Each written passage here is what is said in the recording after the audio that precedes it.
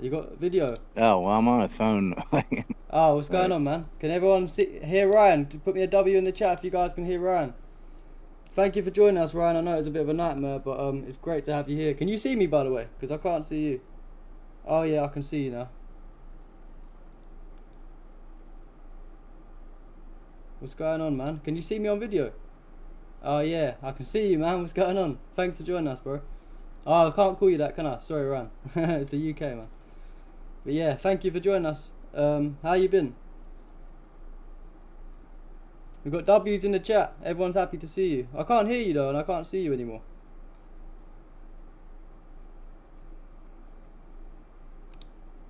Hello?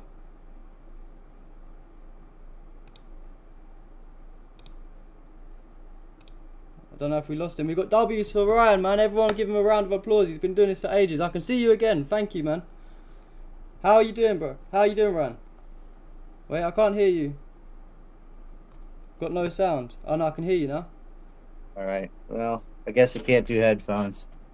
Yeah, thank you for joining us. Everyone in the chat's really happy to see you. Obviously, you've been covering this for many, many years. You deserve a lot of appreciation for the time and work you put in. But first of all, I wanted to say, what's your thoughts on what's going on in Syria? I know you've been covering this for years. You've got many documentaries and all that about it. Pretty much everything you predicted's come true. So, yeah, what's your thoughts of what's been going on over the last 48 hours or so? Yeah, I wish I wasn't right. I really need to get this headphones to work because I can barely hear you through the phone. Okay, I'm gonna try something. go on. Everyone Let's retweet the see. space as well. Got a big guest.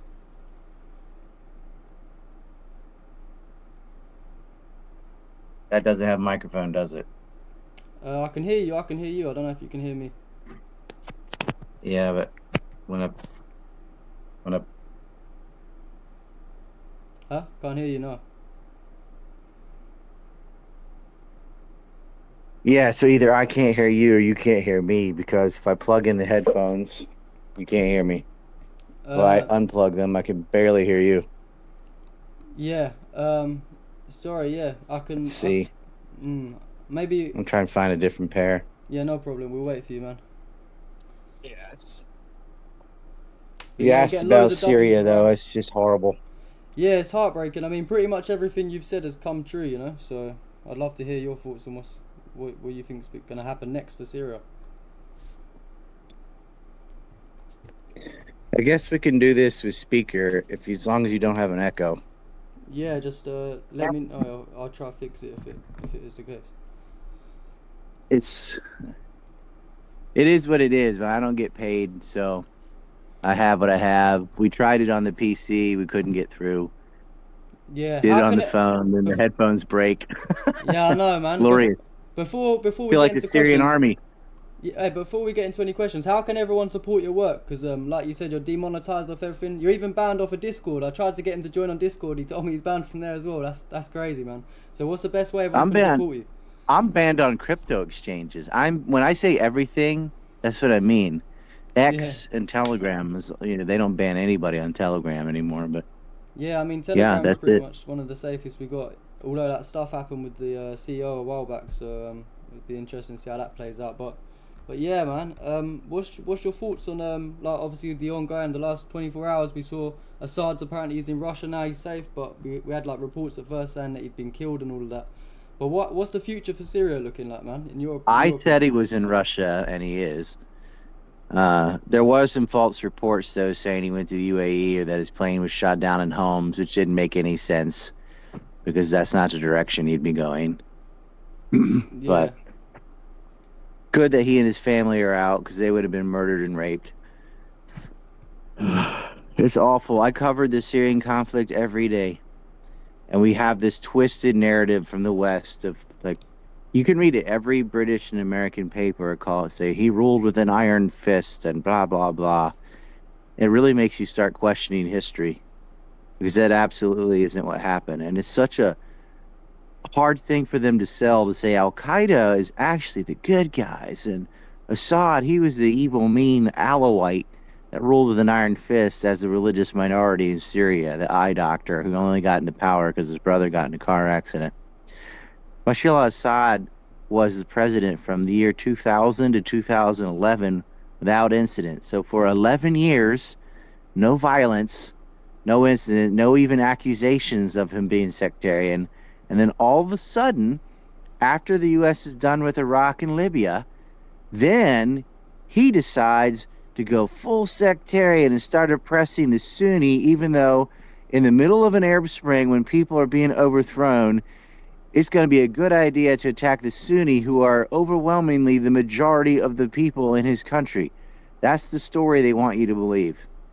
That this guy who sat peaceful for over a decade decided to go after the majority in his country in the middle of a revolutionary era, where they saw what happened in Egypt and Libya, and of course the invasion of Iraq. That wasn't really a revolution that was taken over, but the sectarian violence in Iraq was ongoing.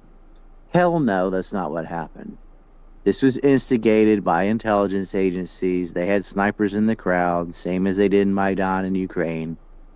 And they used that as a pretext to invade Syria. And this is something that was written out in Israeli policy papers as well as the U.S., because the U.S. follows Israel since they blackmail and bribe them.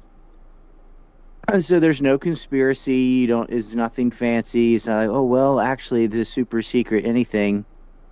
No, from Oded Yanan in the 80s that Israel Shahak and others revealed, you can read their stated goals. And they say, we're going to use these Sunni Salafists as a battering ram and try to foster sectarian fighting the way we did with the giant civil war in Lebanon. Let's do a repeat in Syria. And they openly state after Saddam is removed from power, because he was the great threat since he had Scuds that could reach Israel, that Syria was next. And the reason was it was the most doable, and it severs Iran's support from Hezbollah by physically controlling all the highways in and out to Lebanon. And they thought, yeah, well, there's a giant Sunni majority, so we'll just get them to hammer the Alawites and we will topple Syria. And it doesn't matter if it goes to Al-Qaeda. It didn't matter in Libya either when they killed Gaddafi and handed that country over to terrorists, which has been stuck in civil war ever since. Didn't matter.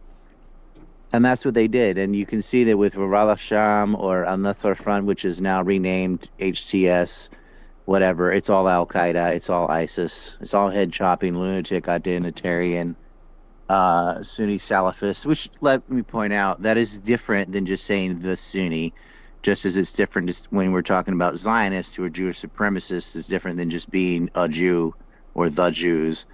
And it's important to be accurate about terminology. You cannot just say Jew, and you cannot just say Sunni, because that's not what it is.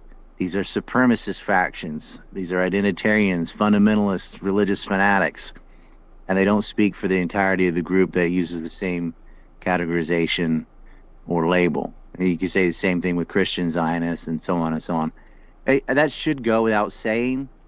It should, but it doesn't. In today's era of TikTok brain, as Andrew Tate likes to call them, or the light switch brain is what I like to call them, where everything's either or, you do have to explain stuff like that because the nuance is dead and the internet killed it. Yeah, but here we are. I'll say, yeah, I completely agree with you. It's like, for example, everyone just wants to, blame the Jews as a whole. Like, then it gives Israel don't really have any legs to stand on after the amount of genocides and all of this stuff they've been doing for all of these years. But that's what they sort of use. They try and compare it to anti-Semitism, and it just gives Israel a talking point that they don't deserve to have. And going back to your point as well, it's crazy how we've been comparing Israel to ISIS for the past whatever many years, and now everyone's coming out to support ISIS all of a sudden. It's crazy. It's such a hard sell, and you see these genocidal maniacs that are murdering children in Gaza, that blow up hospitals and blow up kids on a playground, shoot them in the skull, and they put them on a calorie diet. They shot people who surrounded the aid trucks that finally got through. Then they just started blowing up the aid trucks and killing the food workers too. Churches, mosques, nothing sacred. They'll burn it all down, and then they'll blame it on Hamas. Like, it's just blaming the victim. I say, well, they're just, all they have to do, there's no way out for Gaza. And they tried to expand territory into Lebanon. They lost too many soldiers fighting Hezbollah. And they realized, look, the way to cut off Hezbollah is through Syria. If we cut their support from Iran, they won't be able to fight. And it's true. They will wither and die without Iran. And now that they have Syria, Hezbollah, they don't have to do anything but wait. And that's all they really had to do is Syria. Syria barely won the war that went on from about 2011 to 2018. They, with the aid of Iran and Soleimani and Hezbollah and Russia, were able to beat back these Takfiri terrorists, these Salafists, Daesh, whatever you want to call them, head-chopping lunatics. But they pushed them into the northwest corner in Afrin, particularly in Idlib, which was always sort of a Sunni enclave, rather fanatic, through negotiation. But this was when Russia was strong and wasn't at war with Ukraine and NATO. And the Israelis knew that they were winning that war until Russia got involved. And with Russian air power, that, you know, to match the Israeli air power, because Israel did over 200 strikes on Syria this year, just this year, 200 airstrikes. It's millions of dollars every time there's an airstrike, and their economy just couldn't handle it. And of course, the Israelis could, because America pays them billions every year for the extortion racket that they run. And without Russia, that they would be able to roll over Syria quite easily, even though they have experienced fighters and they did have some weapons. They couldn't even pay the salaries of their soldiers. $50 a month or so. It was basically nothing. You're doing it out of patriotism or something. And look, if you can't or won't pay for an army, then you don't have one. And the other side's willing to do it. It's easy for them to bribe a few officers and tell you to stand down, and that's it. In this day and age with Blitzkrieg, with everything's mechanized and mobilized and all the drones and things which they got from Ukraine, they overwhelmed them. And the SAA just stood down and retreated because, like, without Russia and with Hezbollah stuck in their ceasefire and Iran, dealing with Israel for the last year and a half, they didn't stand a chance. Even 35,000 people could take over their country because they don't have a real army without a real payment. And they couldn't generate revenue because the Kurds were squatting on their oil protected by America. So which by the way, they sent to Israel. That there's a pipeline starts in Azerbaijan. It's called the BTC. There's one in gas and parallel to it oil. It goes from Azerbaijan to Turkey, and then it goes by the Mediterranean to Israel, which goes from Haifa to Eilat, although Eilat's bankrupt now, out the Red Sea, and that's their pipeline of gas and oil that goes to Asia. They can't go east. Couldn't go through Afghanistan, obviously. Couldn't go through all those mountains and things either. They did it by seaport. And, Iran and Syria and Iraq had a rival pipeline that was set to be built that would go to the coast of Syria that would circumvent that. So the Turks and Israelis didn't want that at all. But the Israelis have always wanted Syrian land. They're all for Greater Israel. And Turkey, Erdogan is, he's all mouth about, and you'll see this is not Al-Qaeda like Muhammad Atta 9/11 Al-Qaeda. They hated the Israelis. These guys, this new iteration, have realized, no, this is a theme to gain land. They apologized to Israel in the only incident where some fighters attacked them. They went and apologized to the Zionists. They're willing to work with them. Israel's already taken more of the Golan Heights. The moment the Syrian army was out of the way, they took more land. And Israel has never attacked ISIS. They're our staunch ally, and they never joined the war on terror, supposedly, that we're doing, to attack the terrorists right next door.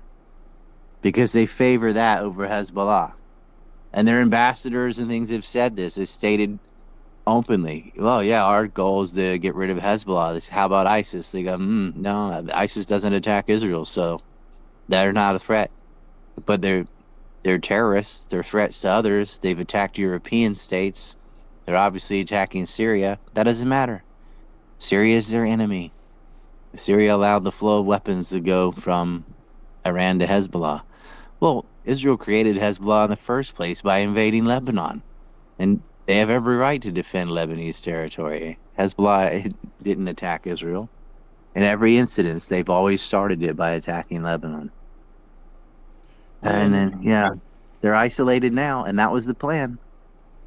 That went on again with the clean break papers from Richard Pearl and Wormser and these Jewish neocons in the Defense Department laid it out. Once we get rid of Iraq, we can go into Syria, and here's the plan, ABC. This is all ultimately to force out Hezbollah, is to attack their allies, and you attack the weakest link. And out of, between Hezbollah and Syria and Iran, they felt like Syria was the most doable because you have this fragile Alawite leader who has a coalition of Christians and Druze and other minority Islamic sects versus this overwhelming Sunni majority. And they thought they could, if they get it sectarian, they can get that Sunni majority to turn on them, which is 80% of their own army too. And that would be the end of Assad. And he was the only thing holding it together. Secular leader, female vice president, not what I would call nutty at all. But now you've got these bearded lunatics from everywhere. Most of them are not Syrian. There's Uyghurs in Aleppo right now taking people's houses. They just Israel houses. That's when you just walk up and steal someone's house. Say if I didn't do it, someone else would. That's what's going on. Yeah. Chinese fighters, Tajikistan, Kosovo. There's Chechens. There's Sunni fanatics from wherever they can pull them from. Just annexing and taking territory. Half of Syria's population is gone as refugees, and the European High Court wouldn't let them return. Afraid they would help Assad. Wouldn't let them return even when the war ended, which is insane. So this will exacerbate the refugee crisis. And Syria, half of it is still annexed by Kurds, so Al-Qaeda doesn't have all of it. But they have Homs, and they have Hama, they have Damascus, they have Aleppo, they have all the major cities other than Raqqa, which the Kurds have, and Deir ez-Zor, which the Kurds took. And the Kurds are next. They've had Syria's oil that they sell to Israel, so they have enough revenue to actually finance an army and pay them. But they're not going to be able to withstand the backing of the Turks and the armaments they have on this Renta army. It's going to be something else. The only good thing that come out of this is Erdogan has shown his true colors. A lot of people who live in Turkey are going to be angry because they did support Palestine and they did support fighting against Israel, and they've just handed them what Israel's always dreamed of and couldn't manage on their own. See, when the Israelis attack, everyone would unify against them, including the Sunni.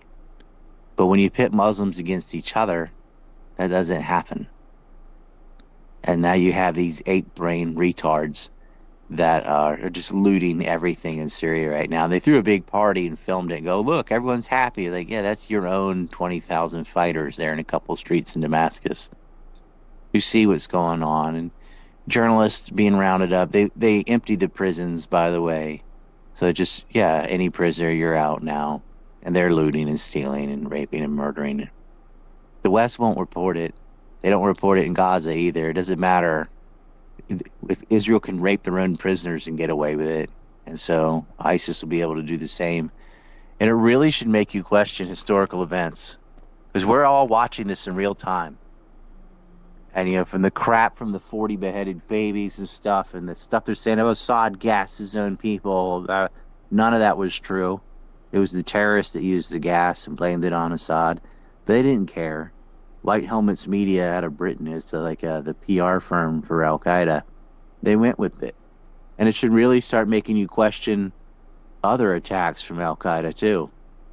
What's going on? I mean, they have such a hand-in-glove relationship with Western intelligence agencies in Syria, after 9/11, and they certainly did in Afghanistan when they were created by the U.S. before 9/11, but they want you to believe, but during 9/11, they were absolutely segregated and did it all by themselves.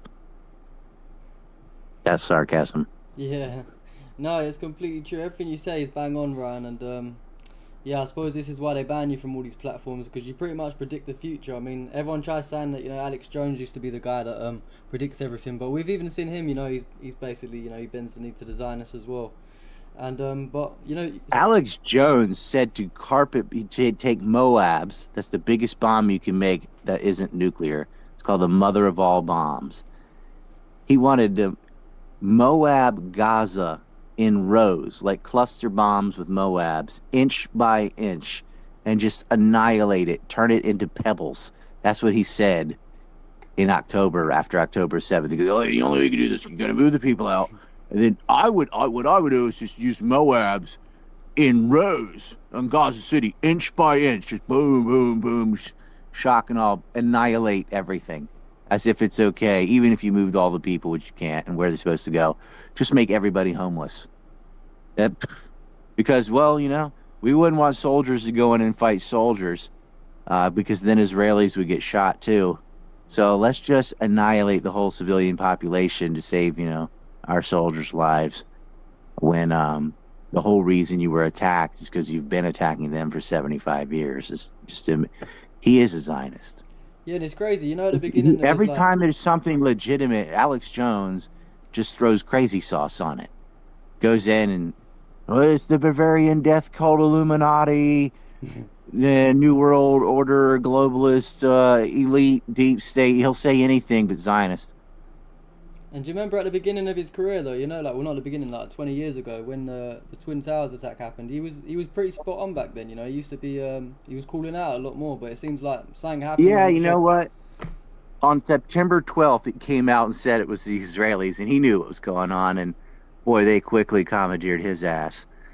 And yeah, he married a masseuse, a Jewish masseuse, cheating on his wife all the time. Guys, he isn't what he preaches. He does drugs. He says don't do drugs, don't smoke weed and stuff, and he does it all the time.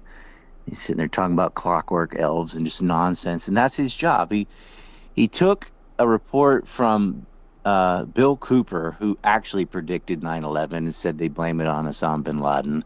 And Alex reiterated what Bill Cooper said. Bill Cooper was killed. The police shot him in the head after that. And then Alex just went full crazy with just, his Bavarian death cults and his Bilderberg giant owls and black helicopters and microwaving your money to see if there's RFID chips in it, and his earthquake machines and crisis actors every time there's a shooting. He just went full retard. I don't know if that was to try to avoid lawsuits, but ended up getting him one with Sandy Hook, which then he denied denying it. It's like, dude, do you have any remorse that you told people that these families were pretending their kids were dead and a bunch of crisis actors to take your guns? Because that is what he did. And he'd be like, well, I like Alex. He's entertaining. Blah, blah, blah. Yeah, well, he lied about that over and over again. And then he lied about lying about it. Oh, I was just trying to cover up. Shut the fuck up. You told everybody those people didn't really die, and it's a bunch of crisis actors. You said it over and over again, and he got sued for it. Now, I don't think it should be $1 billion, and I think they went after him basically because he became a Trump supporter, and that's why they went after his money and his network. They didn't care that he was saying crazy stuff about everything. They loved him until he became a Trump supporter. Then they went after him. But he was the gift that kept on giving, because I tried to talk about September 11th or the Iraq War, Syria, or anything else. First thing someone says, like, well, yo, Building 7, blah, blah. It's all the Alex Jones talking points, the freaking airplane deniers and stuff. And it's just, he turned everything into a tar baby. So I'm very happy he's out of the way. Yeah, no, 100%. What do you think about Trump then? Do you think there's when Trump comes in January, do you think there's any sort of hope with peace in Palestine? And of course, what do you think he's going to do? No. Like anything with Ukraine as well? Or? Yeah, that one, he's brought in a bunch of Christian Zionists. So it doesn't really matter if you replace Jewish Zionists with Christian Zionists. A Zionist is a Zionist. He's so bad on the Middle East, but the places where it's better than Biden. I mean, Genocide Joe just let Israel go in and murder at will 100,000 people plus. It's far more than what they're saying. Uh, Trump is better on Ukraine and he's better on North Korea. He was willing to talk to North Korea, which is exactly what we ought to be doing. He may have an opportunity to do that, seeing that President Yoon is now resigning from the stunt of martial law and da da da da. His defense minister was arrested. So the new party that comes in, and I hope it's not Lee, because he's crazy in a different direction, but they will be willing to talk with North Korea, and Trump could be their partner in that when he comes in January. As for Ukraine, Trump and Vance and RFK Jr. and Tulsi and a lot of his like better cabinet picks, none of them great, but better than Anthony Blinken, better than John Sullivan, who said, Al Qaeda's on our side. Everything's better than Biden's admin. I don't care how bad Marco Rubio is or how bad any of Trump's picks are. Compare it to Biden's cabinet, and it's night and day. You had, under Joe Biden, you had team pregnant men. Okay? It was an assault on the fabric of reality itself, what he did with his fucking COVID mandates and getting all those people fired out of the military, his botch pullout out of Afghanistan, where they moved the army out first and then the civilians. Idiot. And yeah, he started the war in Ukraine. That was their plan the whole time. If Hillary had been elected, it would have happened back then. So yeah, Vance and Trump and his admin apparently want out. They want peace in Ukraine. Trump is a businessman. He wants to, oil and gas. He'd like it to be cheap. He could work with the Russians. That's where he shines. Whether or not he can do it, because Biden's trying as hard as he can to destroy everything by giving them ATACMS or giving them the green light to use the ATACMS he gave them in March. And, sending more millions of dollars. They just sent another 900 million, so just short of $1 billion to Ukraine for more arms. They're trying to make it as hard as possible for Trump to get out of Ukraine. And he was going to get out of Syria, too. That's too late. If America left Syria, then Assad could have negotiated with the Kurds to get oil revenue and to start paying his army again. Too late. Yeah, Syria's gone. It's awful. Sorry, go on. It's awful.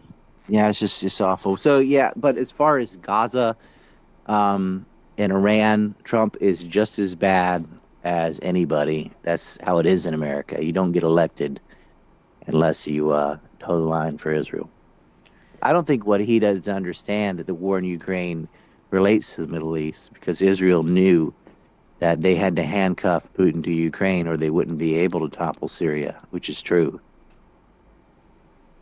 Yeah, exactly, man. And I was gonna say, what's next for Syria? I mean, a lot of people seem to be celebrating, and already we've seen within like 12 hours, Israel has started a huge bombing campaign.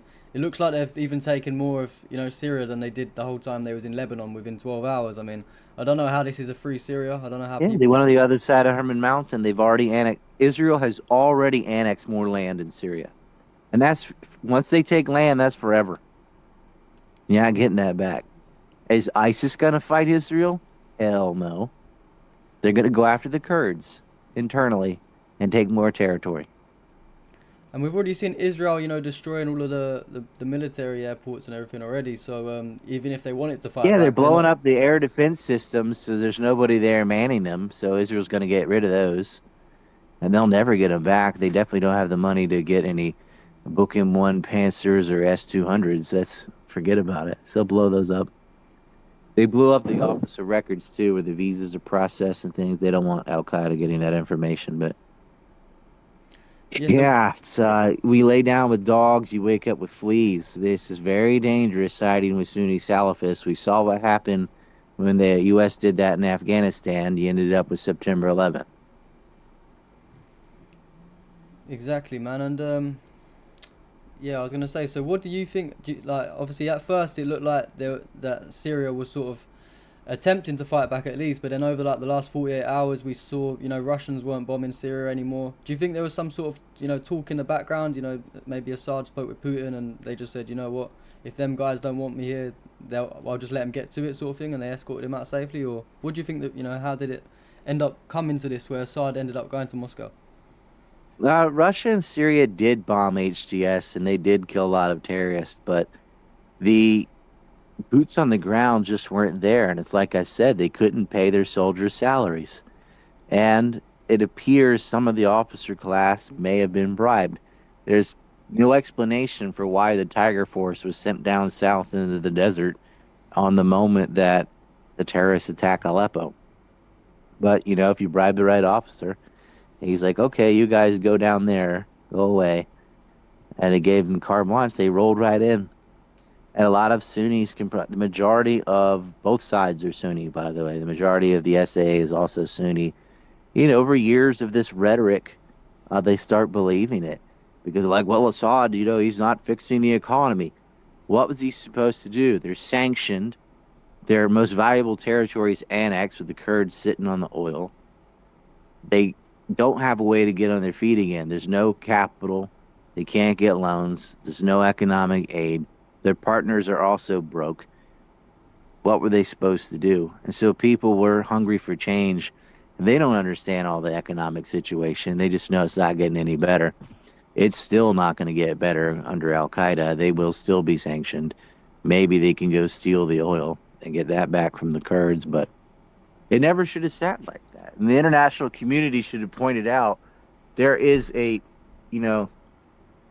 ethnic nepotism. We have a faction of people that squatted on oil that was physically taken. They call it Rojava, Kurdistan of Syria. And the revenue, they sell it to Israel and they exclusively spend it on themselves. They'll pay for their own military, the Kurdish forces and the YPG, but it doesn't go to Syria, even though it's in Syria. As a sovereign state, all that revenue should have been Syrian and paid for what they needed it to be used on, and it wasn't. You can blame the Kurds just as much as Al-Qaeda for helping in the demise of Syria, and it's going to bite them in the ass because it will be their own demise too. Because the Turks are not friendly with Kurds. And they don't care if they're communist Kurds or any kind of Kurd. They don't care. They don't care if YPG or PKK or whether. They don't care. They will be next, and they're already fighting in Manbij right now. So that's, an easy call. Yeah, and it's this stuff's just honestly heartbreaking. I didn't think it was actually going to come to this. Obviously, we saw. I mean, you've been covering this Syria stuff way before I have. I mean, you've probably seen this coming for a long while. But did you ever expect it to end up this bad? I mean, this was very quickly as well. This happened. It was like 12 days or something, was it, that this lasted? And Assad's already gone. They took over the entire population of Syria. I mean, they've cleared out everywhere. What they could not achieve in 8 years of fighting, they did in 12 days. But also note that almost half the country has been Kurdistan the whole time, protected by Americans. Yeah, and I think it's funny as well. How I think, in my opinion, it's kind of like a PR stunt as well from obviously like the Americans and everyone backing the ISIS and Al Qaeda forces in Syria. But I think it's the world started to see that NATO was failing in Ukraine. I mean, it's been going on for nearly 3 years, and it's just Russia against basically all of NATO. We all know that it's a proxy war. And obviously they're failing in Gaza as well. They're killing civilians, yeah, sure, but they haven't defeated Hamas. So, do you feel like this was some sort of PR stunt to try and show the world? They're trying to make it out that Russia and Iran are weak. That's the narrative they've been running with today. That they're sort of trying to blame them guys. I mean, do you agree? Or? No, I don't. I don't. They're not after Hamas either. They are there to exterminate Palestinians. Yeah, yeah. You can never defeat Hamas. Like, everybody's Hamas at this point. And when you go and you just murder people's children, grandchildren, when you act the way Israel's doing, every single person in Gaza hates you with the utmost intensity that a person can hate someone else, and rightly so. What do you expect the reaction to be when you go in and you blow up their schools and their hospitals and their apartment buildings and they're not safe anywhere, and you do all the abuse that Israel's done, the collective punishment, just murdering Palestinians at will? What are they supposed to do? Say, okay, now we're friends? Of course they hate you, and they want you dead, and they want you out of Gaza. What would happen if it was reversed? If some power came and started killing all the Jews and blowing up their schools and hospitals and had them trap the wall around their city and just like a turkey shoot, just killed them by the hundreds of thousands. Would you be friends with them? Ready? Like, oh no, if only you get rid of this faction. What faction do you think exists in Palestine that's going to be friendly to Israel? It'll never happen. How could it? You're calling them animals and Amalek and quoting like biblical scripture of genocide. And that's not just a few bad apples. That was everyone. The prime minister, the president, the most highest heads in the Knesset, they all said this trash. And they did it too. They are Alex Jonesing Gaza, not with Moabs, but with JDAMs and gunfire and tank fire and artillery. They've turned, it looks like Swiss cheese. They've destroyed Gaza City and Khan Yunis, and they're thinking of sending down settlements again in the future. And anyone blaming Iran and Russia, like, there wouldn't be a Syria without Iran and Russia. That was the stated goal. They got to get rid of Putin or they can't get Syria. They knew that. You can blame America because Syria's and Israel, Syria's economy was crippled. And if you can't pay your soldiers, then you don't have any. $50 a month, like here's a carrot, a potato, and a cigarette. That's not a salary. They were crippled, and they couldn't get economic aid from anybody. Iran doesn't have it. And look at where are the Arab allies? Where was the Arab League? They have Saudi Arabia, these guys, they have plenty of money. No, you're not Sunni. So, not a dime for you. Yeah, exactly, and it's funny, Erdogan, he's been talking the big talk for, since the genocide begun, but then all of a sudden he's so quick to move in on Syria, shows how much he Well, really... where were the Sunni leadership when Gaza got invaded? Because what I saw, their defenders, was Hezbollah, which is Shia militia of Iraq, Yemen, and Iran. Where are the Sunnis? It's Palestinians are Sunni. They're the ones being butchered and killed. Where are your brothers? Well, they're eating ice cream on their gold-plated jet. They don't give a damn. Bunch of rhetoric. Erdogan said he'd cut off oil and trade, but he didn't. He's all mouth. But he'll certainly arm the Salafists that invade Syria. Not one bullet for Israel. Plenty for his neighbors who were fighting Israel. Assad shot down Israeli F-16s, which were really American because they gave them to him. He killed Israelis when they came to invade his nation. He held the line. But they were broke. And the war of economic attrition they lost. They won on the battlefield. It's a little bit like the American Civil War. At the very beginning of that war, even though they were outnumbered, outgunned, out everything, the South was winning that war on the ground. But over time, the economic attrition hit in. Lincoln could 40% of his army was mercenaries. He could afford to keep replacing soldiers, and the South could not. And he had salaries in manufacturing, and they did not. And that's how it was with Syria, with, Zayedin and earlier, Soleimani from Iran. They had some real generals. Zayedin was a Drew, by the way, from Daraa.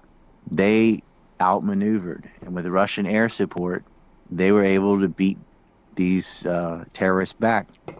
However, economically, they suffered the whole time. And they really, without their oil, couldn't get on their feet again. Not just their oil, like without half of their land, pretty much. They lost all of that. They really were just those city-states that just got taken. Homs, Hama, Damascus, Palmyra, and Deir ez-Zor. El Tanf was also taken by the Americans. They just squatted on it with a base, blocking the road. They don't want weapons from Iran going to Syria because they can go through onto Hezbollah. The Americans are squatting there. What was he supposed to do? And how would you like Iran to fix this? They have enough of their own problems. They've been defending themselves against Israeli airstrikes, and they've also struck back. Their main proxies there are Yemen Navy and Hezbollah artillery. which they've been financing. You want them to take care of Syria too? You've got people, you've got weapons, you don't have money. That was their weak spot. Russia too, the ruble's not doing so well now. They are locked in a war de facto with NATO. They did do some airstrikes. Man, if you can't hold on for 12 days, you can't expect mobilization. They couldn't. And I think their officer class was bribed because I don't know what in the world else could excuse or explain why the Tiger Force, the crack troop veterans of the Syrian army, were sent away from Aleppo down south on the day of the ceasefire between Hezbollah and Israel, which is exactly when they attacked Aleppo. That just doesn't square with me.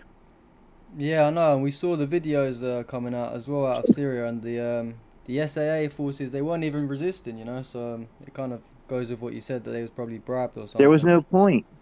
There was no point. The terrorists had satellite intelligence. Now who has that? Not them. And they could hook to Starlink. They had drone warfare. They knew where all the defensive positions were. And yeah, you saw over and over again the Syrian Air Army just ran, left their weapons and ran. The only thing that made this 12 days long is they slowed down to collect all the trucks and tanks and weapons and RPGs and things each time they took a city and village. That's the only thing that slowed it down. They stopped to loot the treasures. And they've looted the gold. They've robbed all the banks. They've stolen people's houses in Aleppo and replaced it with their own foreign fighters. This is awful. This is the barbarians through the gate type of event. And they're cheerleading this crap because that's what Israel wanted. They wanted to break Syria. They wanted to break the resistance, and they've done it. And now Hezbollah is isolated, and they will wither on the vine without Iran. And the timing's interesting as well, you know, just after the ceasefire in Lebanon. Was it the same day or the day after this all kicked off? It's the same day because that was signed at like 4 in the morning. So before the ink was even dry, there they go. Yeah. A lot of them, when that was signed, they went home. And so while they were fighting the Israelis, a lot of Hezbollah had left Syria to go fight in Lebanon against the Israelis. They're emptying them out. And Syria really had nothing left. Like they know how to fight. They're certainly veterans of that war. But some of them had to buy their own bullets and their own uniform. They couldn't even afford to uniform their troops. That's how poor they were. If you don't have money, you don't have an army. And that's what would have happened to Ukraine without NATO. Within a few weeks, they would have run out of money, and that would have been it. Industry is part of war, and Syria didn't have it. Even though they retook Aleppo after it had been physically uprooted, all the manufacturing, they took it and carried it to Turkey. He is the thief of Aleppo, and now he has it all. Erdogan's a criminal. So is Netanyahu. And Yeah, that is a team. This is not a Jew versus Muslim thing. I wish people would get that out of their head. exactly, man. And it's honestly heartbreaking as well. We've seen loads of people just turning their backs on Hezbollah and Iran because they, for some reason, think that Syria would be better off without Assad. And it's like they forgot everything that them guys have been doing for Palestine as well. I mean, look how many losses Hezbollah took. They lost Nasrallah, of course. They lost, you know, hundreds of soldiers. Of course, Iran, you know, President Raisi, that's They lost controversial as well. 3,000 civilians bombed in Beirut. Exactly. They was Thousands of civilians were killed by the Israelis, which is a war crime. And that's kind of why they had a ceasefire, is even though they could win on the battlefield, they cannot stop Israeli planes from flying right off past them and bombing innocent civilians in Beirut, which would cripple their economy. And that's Israel's plan. Murder the civilians in the infrastructure, even though it's a war crime. You can get away with it because America performs fellatio on them. And over time, we will cripple their industry and they will not be able to pay soldier salaries, and that'll be that. Exactly, man. It's horrifying. Well, I say we've got a question for you in the chat from LB. He said, one question for Ryan. What's the end game in Gaza? Will they send the Palestinians out the Middle East and to the West / US as refugees? No, they're going to murder them, and they are. They're not allowing them to leave. Their way of leaving is death. They tried that before. There are millions of Palestinians in Jordan. There's hundreds of thousands of Palestinians in Egypt and in Syria. And by the way, the Syrian refugee camp of Palestinians, ISIS attacked it and murdered them, set it ablaze. Well, we love Palestinians. Unless they're in Syria, then we kill them. So there's refugees in all their neighboring states already. And they'll say, oh, why won't they let them out? Egypt, one, they can't absorb it. They've already have enough refugees because of the Sudanese civil war to their south that flooded into Egypt. They're on a thin thread economically. They can barely feed themselves. They're running out of water because of Ethiopia's dam on the Blue Nile. They got problems, and they're not going to absorb millions of Palestinian refugees because then, you know what? They won't be able to take care of them or themselves. It'll break the camel's back. So you can forget that. And that's the only state adjacent to them. What do you want them to do? Swim out in the Mediterranean? No, they're going to die. Hundreds of thousands of Palestinians have been murdered. Israel's going to continue to murder 100 a day because they can. And there's no one to stop it because those that were fighting against it were the Shia crescent of Hezbollah and Syria, Yemen, and Iran, and you could throw in some Iraqi militia from the from the Shia half of Iraq. That's broken. Without Syria, you can't reach Hezbollah. You know, in Iran, yeah, they could use some ballistic missiles and hit Israel. That isn't going to change anything in Gaza. Gaza is doomed. The Sunni will do nothing. They'll talk about it. That's it. And that's the thing as well, you know, even if there was a ceasefire, which we all know there wouldn't be, but even if there was, I mean, the whole of Gaza is pretty much destroyed now, and who's going to rebuild it all, you know? I guarantee that will be Israel trying to step in with the US. They'll, you know, that's what they want. Why does it have to be rebuilt at all? They'll just destroy it. If it's rebuilt, it'll be settlements of, nice Jewish families from Brooklyn or whatever that say God gave them the land, and so they can just steal whatever they want.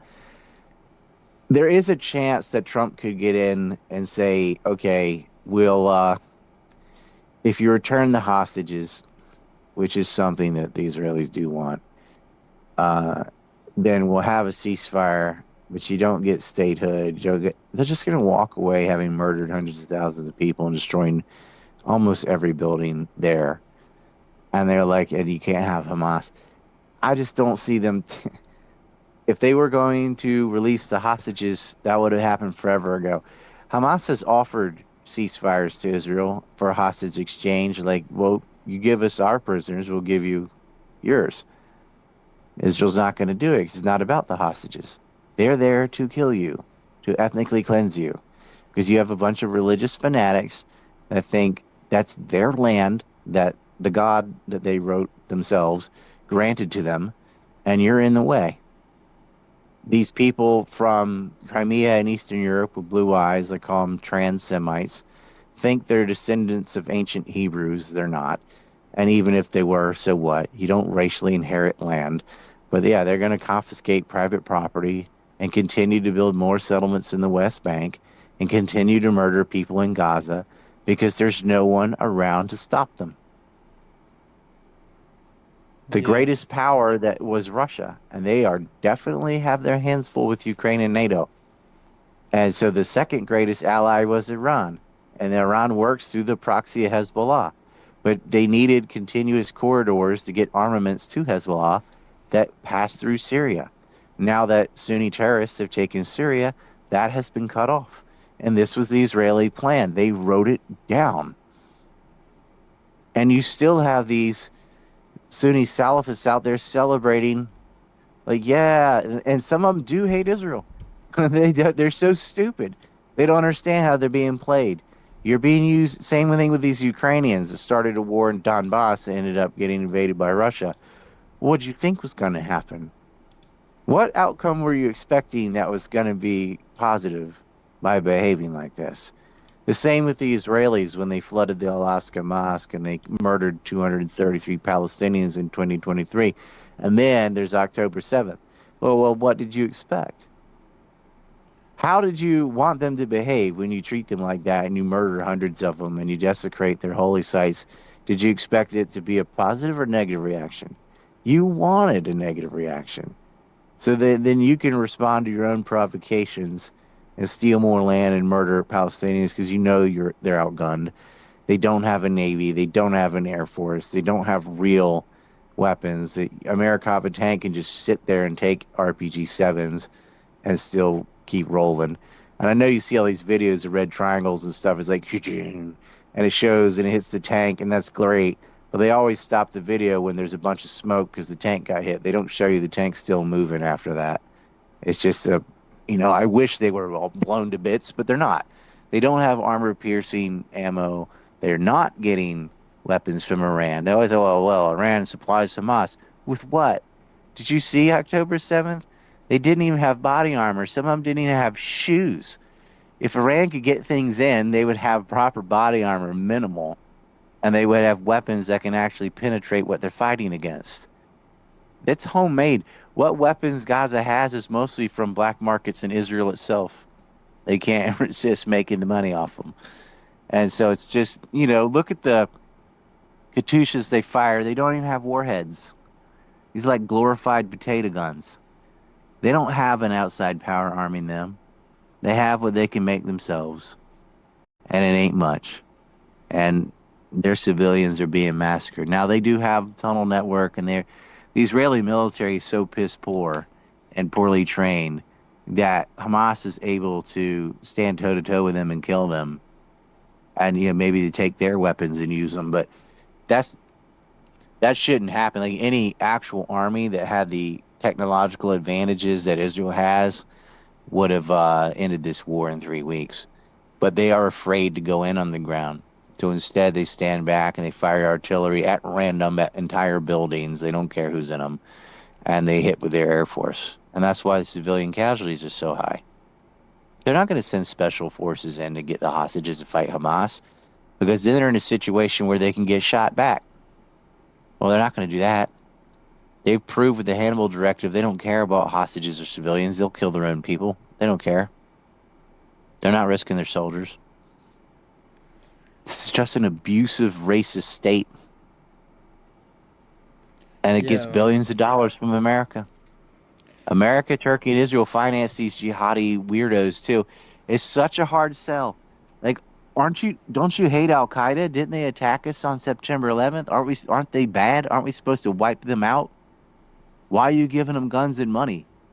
Well, because they're fighting Israel's enemies. So suddenly they're good.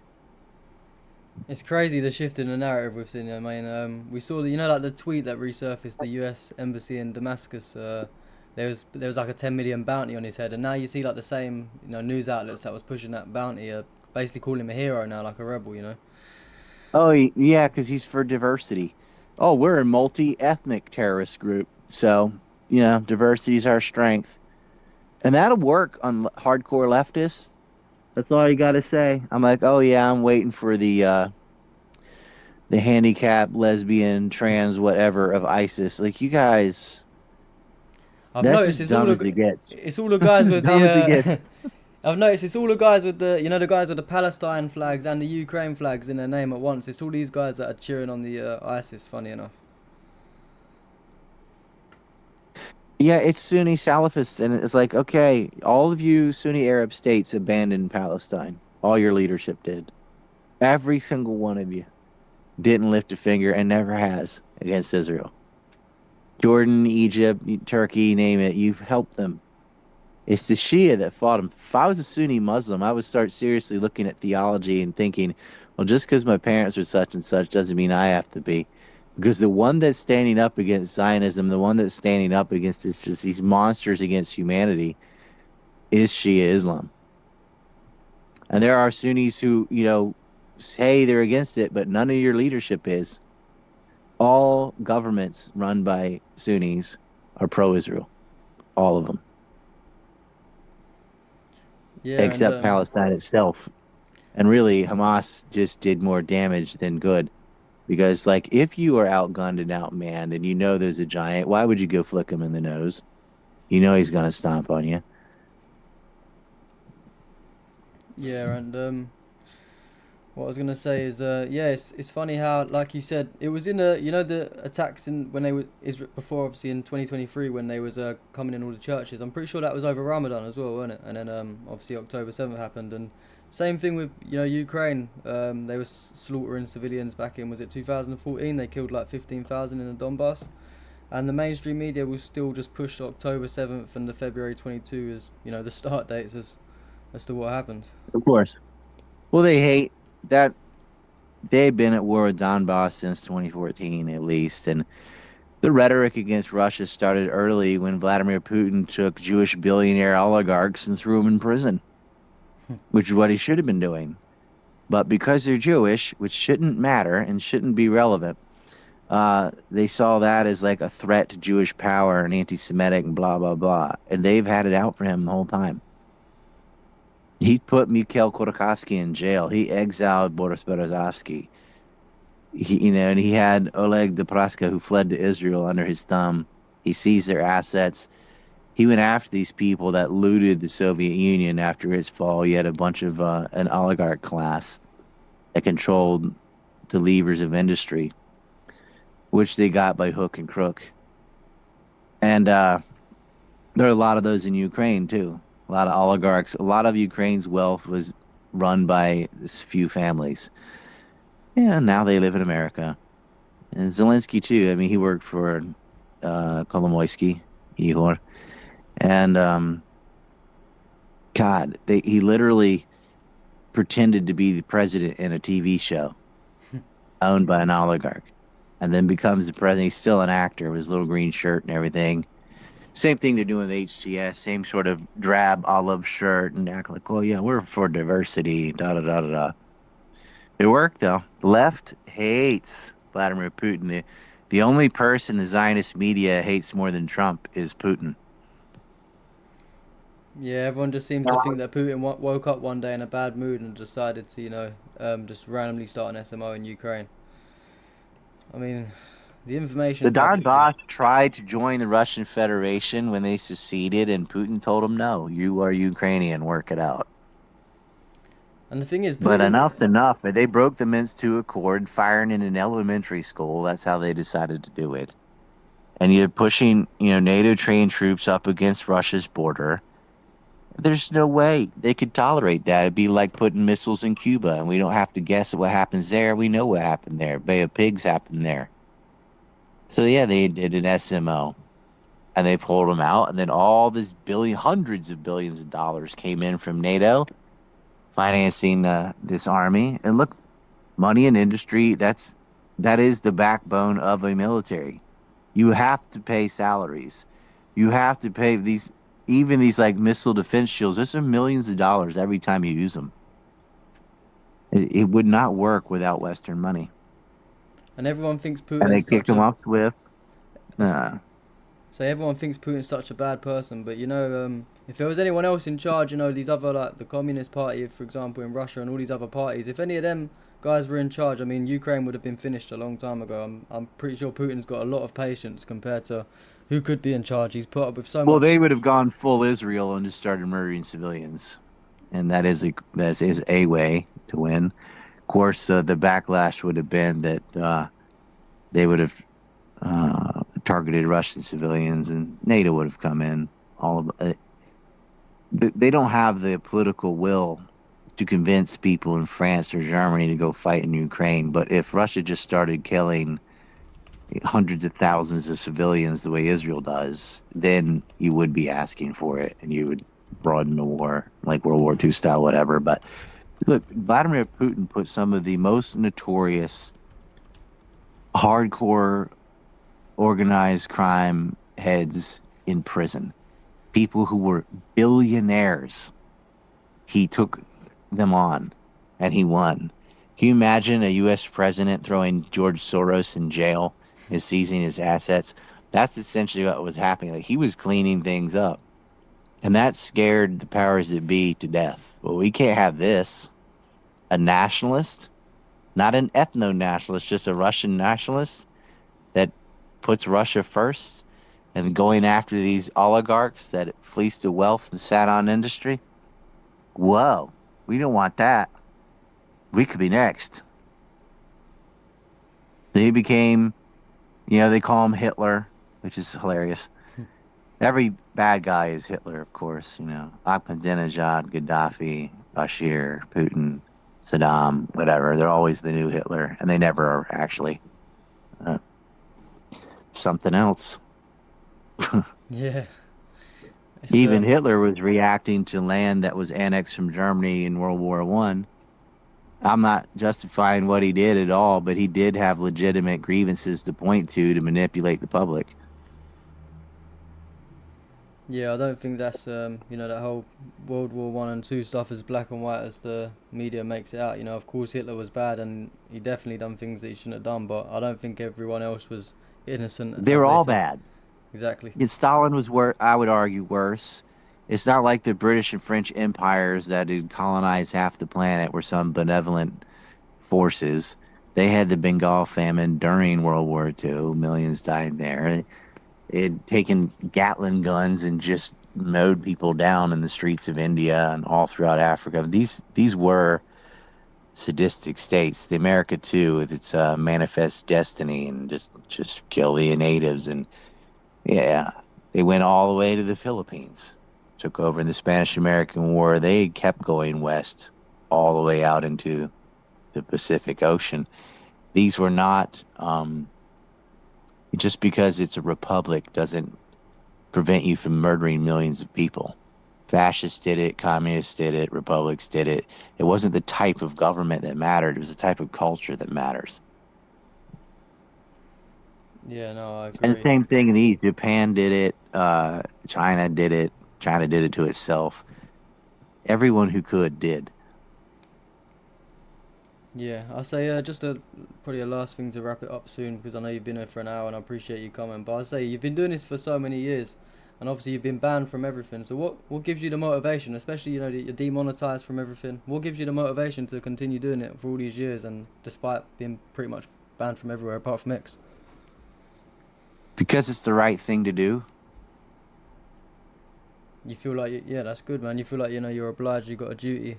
How long have you been doing this for now? So you've been doing it as long as... It's just because I have a moral compass, and some people are baffled by that. You don't make any money. In fact, you lose money doing this. I go, yeah, but children are being killed. What are you? Well, I don't understand why everybody doesn't do this. Yeah, 100%, and that's the thing. Obviously, Elon Musk, he's pretty much a Zionist, but that's where you got to give him credit, I guess, for having a platform like X, where people like you are still able to speak up. I don't think Elon's a Zionist. I think he's just ignorant of the whole thing. He's facing an advertiser boycott. He was going to lose it all if he didn't lean in a little bit.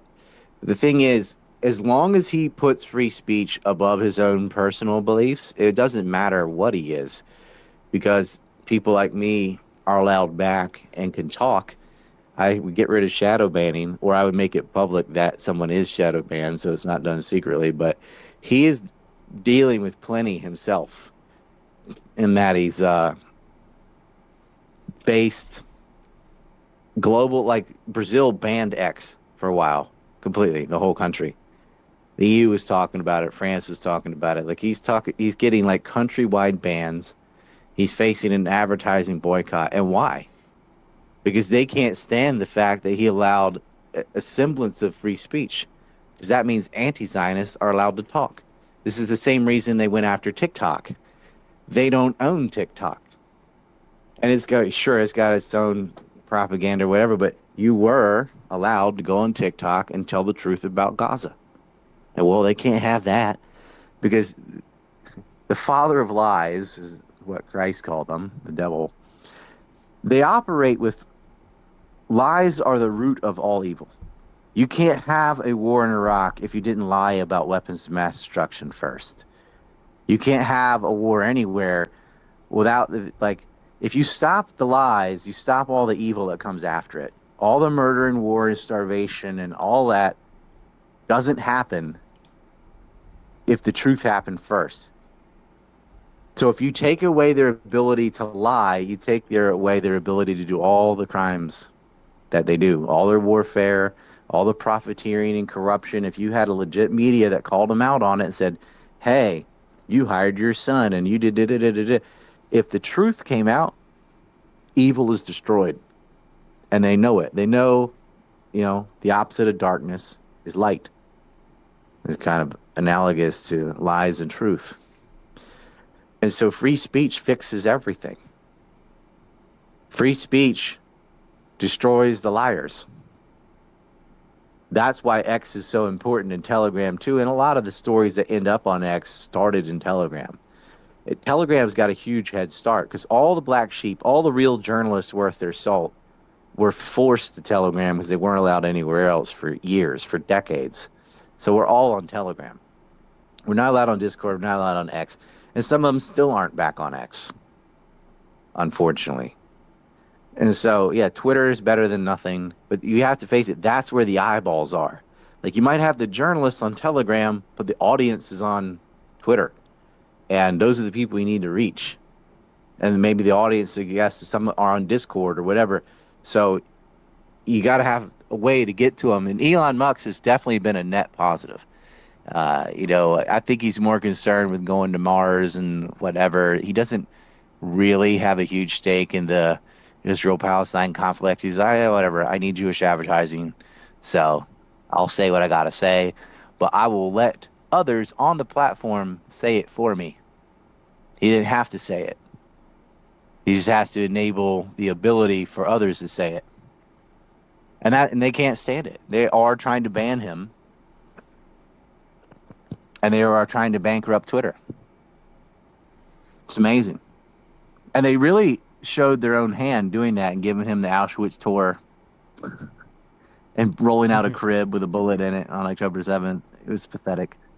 But that's your Beneside Shapiro and that whole Daily Wire, the Israeli Wire, you could call it. They went after Elon, and they had access to him. They're in his ear. Our side doesn't have access. There's nobody around him to give him the other side. He's surrounded by, like, the snakes in his ear. He's got, like, a den of advisors, and they're all Zionists. Yeah, and Elon's a businessman at the end of the day, and even people like Andrew Tate, they was allowed back on the platform as soon as he took over. So he's definitely been a positive. What did Andrew Tate do? He's not been found guilty of anything. Exactly. Been accused of a bunch of stuff. He's not found guilty of anything. And honestly, if you really look into that case, it's absolute shite. Like the girls, the progenitors of this whole ordeal, literally are like bragging to each other about the stunt they pulled off, and it's pathetic. If they really had an honest day in court where they could present that evidence, it'd be over in days. But Andrew was a threat, and Tristan was a threat because they reached tens of millions of people, and when it was like manosphere stuff, no one cared. And I think they let them loose on YouTube and TikTok because they just thought they were like dumb kickboxing athlete nibbas or whatever. They didn't know these people had head on their shoulders. And they started talking about COVID. They started saying, this is hysteria and you don't need the jab. They got into the climate alarmists against Greta Thunberg. They were against the war in Ukraine. They're got like every issue that they're right on. They're like, whoa, wait. Celebrities are supposed to be placid morons. Anyone that we allow to have reach, we have control of them, whether it's the Diddy party, Epstein, whatever. They didn't have anything on these guys, and they're out there talking truth to tens of millions of young men. So what do? Just make something up, wrap up, smear, throw them in jail. And that's what they did. Yeah, and I think you was like one of the first people I pretty much ever see calling it out from day one, from when they were with a big account anyway, of course there's probably others, but you had a large account and you was pretty much calling out this nonsense case from day one. So yeah, and I said all the same things on COVID in Ukraine that Tates did. Like, I've been doing this decades before they were on the scene. But the thing is, I've always done that. When when I see someone falsely, I did the same thing with Julian Assange. I did the same thing with Ed Snowden. I always defend people who I think are in the right, and they were. And I know the takes now, but I didn't when I was doing that. That's how I am. When I look, I am known for going after actual human traffickers, and you have to add the word actual. I helped bring down a lot of Epstein's cohorts. I released the list too. The client list is out. Anyone's like, where's the list? It's been out. It's all over. I went after Peter Nygaard. I went after the Nexium cult and Keith Raniere. I went after Maxwell and Jean-Luc Brunel and all these real traffickers, rapists, pedophiles. Okay. And then you look at the Tate case, it just doesn't fit at all. The profile, the psychological type, they confiscated their phones, everything. They didn't even have porn. And those things always go together. It was obvious this is a politically motivated attack. And it is irrelevant that they have a webcam business once upon a time or owned a casino or whatever. Like, hey, no one makes you go to casino. You know you lose money most likely if you go to casino. You're there to gamble because gambling's fun. You have a chance of winning. You are not being ripped off because you know the odds before you go there. If you get a girl on a webcam and she doesn't actually fall in love with you and you're not really talking to her, I mean, dude, you're paying for a fantasy and you know that. You're supposed to be an adult. You cannot get mad at the business. Like it's like getting mad at 7-Eleven because they sold beer and then someone got in a drunk driving accident. It's like, no, that's your responsibility what you did with your car and your alcohol, not the people providing the six pack or whatever. It's stupid. It's 100% clear they were targeted for their political views because there's no evidence of any of the things they were accused of. And I've seen that happen many times. That you saw that was happening to Russell Brand.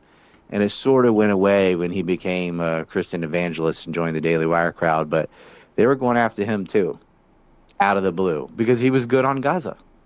And they're like, well, we can't have this. He's got too much influence.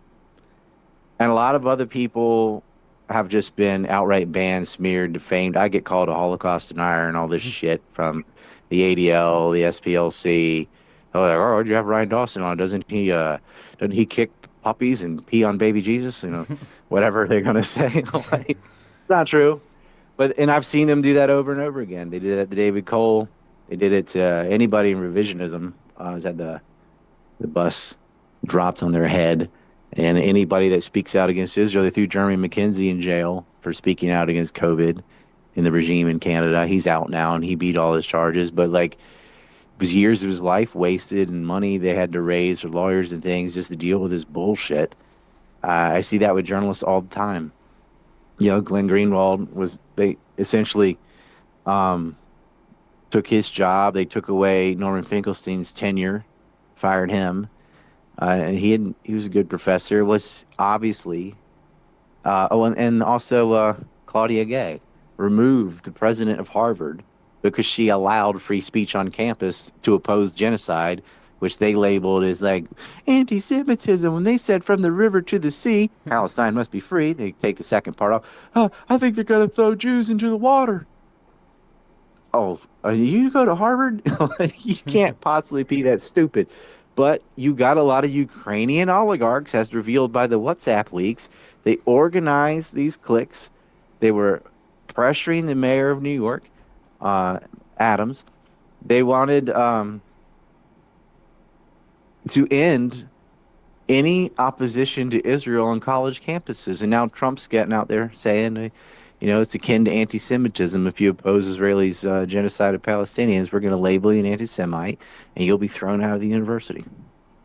I think that's overplaying their hand, because when they do that, it just has the opposite effect. More people see, gee, you can just remove college presidents and get students thrown out of university because they don't want you to kill children in Gaza.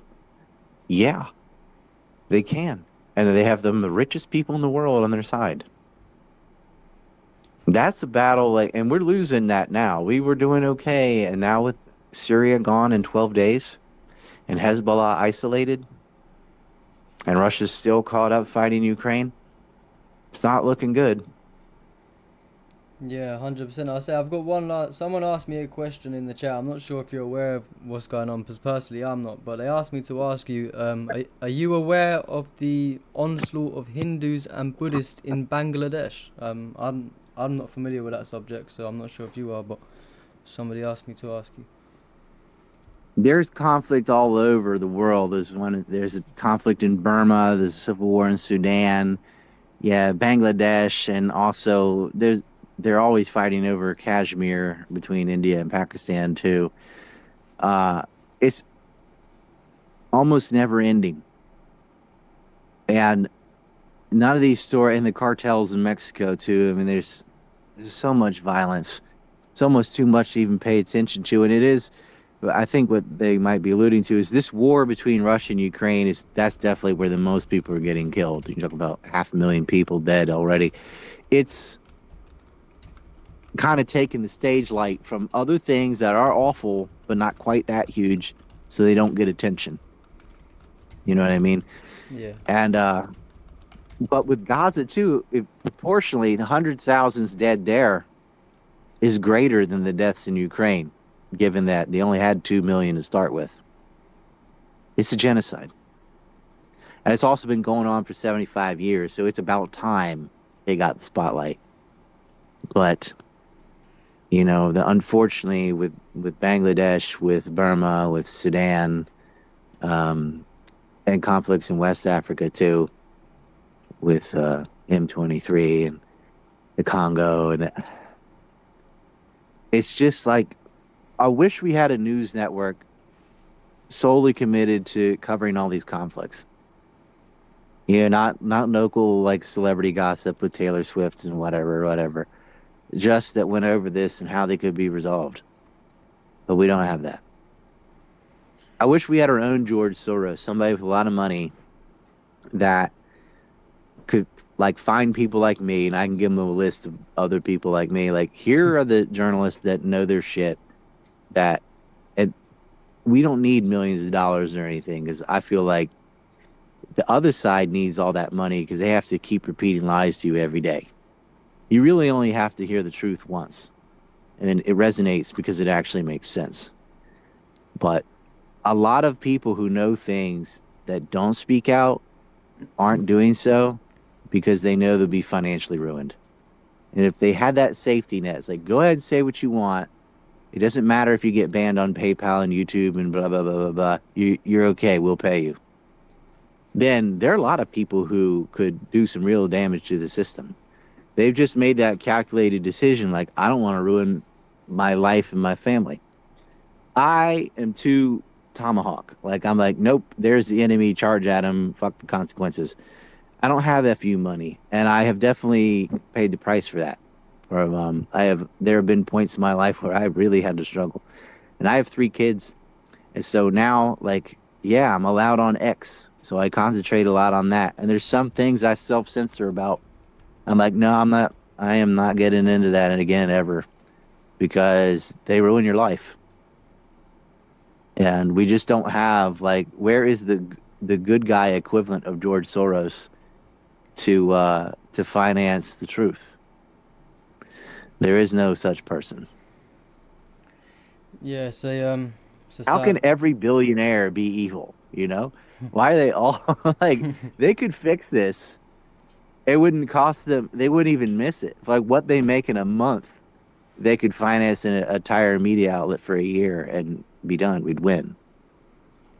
I don't know. Yeah, I mean, I think all of the billionaires and that, they're scared to lose their billions because of the Zionists. They own all the banks around the world and they control all the money. As you know, they banned you from everything just for speaking up. Yeah, I'll say also, Ryan, obviously I'm going to finish up now pretty much, but I just wanted to, I know you said you're not in it for the money, but if people want to donate and help you out, what's the best way to, donate to you? Oh, they can join Substack, $6 a month, or ancreport.com has a place where I have a shop where you can get Epstein maps, shirts, hoodies. I got the Sinwar hoodie now. So you can buy things on the shop. we're selling a calendar this year that you can pre-order. That is for U.S. or international, except for Cuba, North Korea, whatever. Pretty much everywhere. Yeah, you get a calendar. It's a pricey calendar, but it's really like a donation, an end of the year donation to the website and all the journalists. But what it is, it's rather than being a regular calendar. First of all, it's got based Asian babes because I live in Korea. That's what's around. But it's a this day in history type of thing. So it'll say, on December 5th is, and they'll say what happened on that day, like the 21st Amendment was repealed against prohibition alcohol. Da, da, da. It'll tell you anytime an Israeli prime minister died is a holiday. I made holidays out of Israeli losses throughout the year. And one of them was when Syria shot down a F-16. It was on St. Patrick's Day, actually. So that was something to celebrate. It's been a bad month for freedom with Syria falling, but there have been some major victories. And so what it is a historical calendar, except truthful, and hot women. So, it covers all the bases. And you should know that in buying one, you are helping pay for journalists that stick it to the man on all these topics, not just the wars, but the medical propaganda, the environmental alarmism, all that crap, the assault on masculinity. We're on the right side on everything. Yeah, I'm on your website now. I'm just looking at your Biden crime syndicate poster, like the wall poster. Oh man, yeah, because he just so in the shop you can get the Biden crime syndicate. I'm gonna make a promo code Brandon that will give you a discount. So hold off. Just give me a few minutes when I get off this call. I'll make a promo code Brandon, just all lowercase, I guess. Well, is that so? I'll put it in the chat. Shall I put it in the chat for the people that are watching the stream? So they can grab that way, like your audience can get a discount on the Biden crime map. Nice. That map, even though Hunter got pardoned, man, first of all, there's a film. It's free. So if you click on the films tab, you can watch the Biden crime family. It's unbelievable how much crime they're involved in. It's so much worse than 10% for the big guy or Hunter worked for Burisma in Ukraine. It's so much worse than that. The film is free. Yeah, the map that accompanies the film is like when you're watching the film and you get all these names and it's kind of confusing. It's like, well, we mapped it out. You can put that on your wall. That's a conversation starter. I say one of your favorite products. I see. I think it was Ian Carroll had it. The Epstein map T-shirt you got. Yeah, we have an Epstein map hoodie with the client list on the back. Yeah, and you called the first this out, page of it. You called this out before. Couldn't fit all the names. Before it was made public, he was calling this out from years before as well. I was talking about Jeffrey Epstein in 2007. Yeah. And we went hard on him in May of 2019, and then he got arrested a couple months later, and then he was dead a month after that. But I don't know why, out of the blue, it was May 11th, I said, they had not rearrested Epstein yet. I said, look, I'm going to go back and tackle this again. Because anytime I would tell someone about it, they're like, oh, it just sounds conspiratorial. Like, really? He owns an island and they're raping little girls? I'm like, yes, they own an island and they're raping women and they blackmailed all these billionaires. Uh-huh. Because that does sound like some Alex Jonesism thing. Ironically, he wasn't talking about it at all. The one thing that is the fantastical narrative he likes to spin, he didn't talk about. He did call Bill Clinton a rapist and stuff, which is true, but you cannot limit it to Clinton, man. It's so much worse than that with Les Wexner. He had Bill Richardson's compromised. He had George Mitchell, who's a senator, compromised. Larry Summers, Eva and Glenn Dubin, Jess Staley, Jamie Dimon, Robert Kraft, Leon Black. Like, all these people are involved in this. Michael Steinhardt, Conrad Black, Doug Lee, Steve Hoffenberg. Like, it just goes on and on. Not all these people are famous. They're all like Prince Andrew, Bill Gates, who are also on the list, William Burns. I can rattle them off and go all the way down at Reid Hoffman. These people have so much money, but they're not the fun celebrity name you want. They were like, is it Tom Hanks? I'm like, no, Tom Hanks had nothing to do with Epstein. Damn it. But that's what QAnon was pushing. And that's what they want. They're like, where's Leonardo DiCaprio? Blah, blah, blah, blah, blah, blah. It's like, dude, there are almost no celebrities on that list. Almost. Kevin Spacey. There's no, other than that, there's really not actors and stuff. They were going after the donor class. They weren't bribing that many politicians. A couple senators and a governor. And they had a president and many Israeli prime ministers because Israel goes after their own domestic rivals. But by and large, it was hedge fund managers, bankers, boring ass jobs, but who control a lot of money and finance. And they were spying on U.S. science and technology and stealing trade secrets and giving it to the Israelis. That's what Epstein was doing. But they don't, all they want to know about is who raped who on the island and how many celebrities were there. I'm like, I can't fucking talk to you. Like, you guys, do you want to know what happened, or do you want your little fantasy narrative to someone to placate to that? What they did was pure evil, grooming little girls. They used modeling agencies to recruit from all over the world, take their passports away and force them into, you know, suck it or sink situations. A lot of them are getting paid out now, and they also had a prostitution rings, escort services at the art schools, and da, da, da, da. No one wants to hear the story. They just want to know about Tom Hanks. I'm like, God damn it, you're retarded. Like, I can't, I cannot deal with the general public. Like, this is the biggest story ever. And it's just like 9/11. They just want to hear about a bomb on every floor, or how it was holograms or something, or nanothermite. I'm like, you're retarded. Like, I can't, like, it doesn't matter if we have the truth. I can sit here and read the client list to you, and you're not even listening. You're just waiting for me to be quiet so you can talk about Leonardo DiCaprio. And I'm over it. I'm like, okay, you don't care about the truth. And you want to act like it's a mystery, even though I'm sitting here telling you with receipts that I can prove who's on this list. And just la-da-da, when are they going to release the client? Who's they? Who would you like to release the client list? The FBI? They're on the fucking list. That ain't happening. It's crazy. But it's crazy, yeah. But what was the code again? Just so, there's a few people in the chat asked, they send like the hoodie. It's not active yet. I'm going to make it. I'm just Okay. gonna write Brandon. You know, let's go Brandon. Like, Is that Brandon? yeah. Yeah. I'm just gonna put it in there, so it'll be active in a few, like 5 minutes or so. I'll let them know. Right. As soon as I get off this call, I'll go set that up. If you hold, you can type in Brandon, and you'll get a discount on the Biden crime map. Yeah. Honestly, like, that map, it goes all into to Rosemont Sentka and their Chinese holders, and Patrick Ho's on that map. He was in the prison with Epstein. Might have incentive to kill him. Yeah, it's big. We have one on Numek, we have one on Epstein, and we have one on Biden. And yeah, the same Israeli characters pop up on all three maps. It's amazing. Yeah, no, of course. Bastards, man. But yeah, thank you so much for joining, Ryan. Obviously, you spent a lot of time, and you've been a great first guest. I'd love to have you on another time, but I'll let you just drop me a DM or whatever when that code's done, so I can let these guys know. But yeah, appreciate it, man. I hope you recorded this. I'll if you did, Yeah, I will yeah. post it on.